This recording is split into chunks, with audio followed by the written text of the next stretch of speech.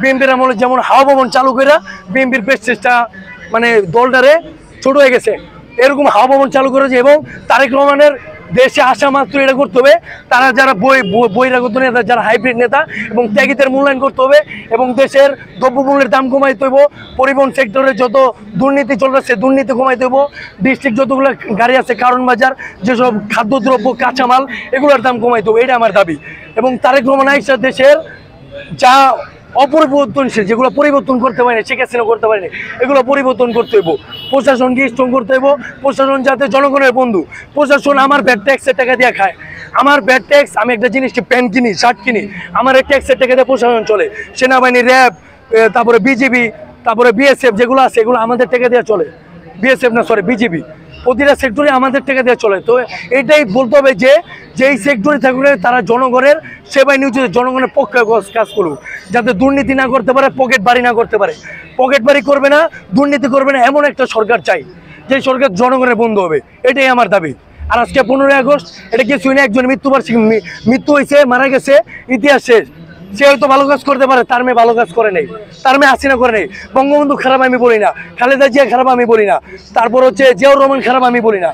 খারাপ করতে কারা? এই দেশের যারা চোর বাটপার নেতা, এমপি মন্ত্রী মিনিস্টার হয়েছে, এমপি মন্ত্রী চামচার হয়েছে, এরাই দুর্নীতি করছে, এরাই মানুষের হাজার হাজার কোটি টাকা লুটপাট করে নিয়ে গেছে। আমি তো যৌবনের প্রথম ভোট, আমি ভোট দেই নাই, শরীরের আমি পছন্দ করি না, ভোট দেই নাই।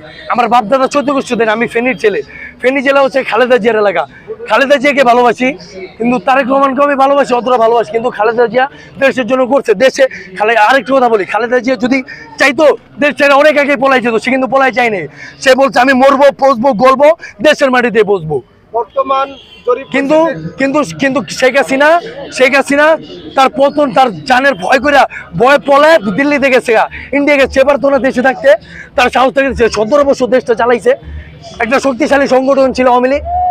তাহলে সে পলাই গেছে কেন? পলাই গেছে ভয়, সে দেশের না, সে দেশকে ভালোবাসে না, সে টাকাকে ভালোবাসে, সে দুর্নীতিকে ভালোবাসে। দেখা তার মনে ভয় জাগছে যে আমার মাইরা ফেলবো, এই ভয় সে চলে গেছে। প্রতিটা মানুষের মধ্যে ভয়, সে যদি দুর্নীতি না করতো, উন্নত করতো, মানুষের দয়া মেয়ে নিয়ে চলতো, মানুষের ভালোবাসা যোগাইতো। দেখেন বন্যা হয়েছে, ফেনীতে বন্যা, এই বন্যা কত, তারপরে সিলেটে বন্যা হয়েছে, সে হেলিকপ্টার দেওয়া যায়।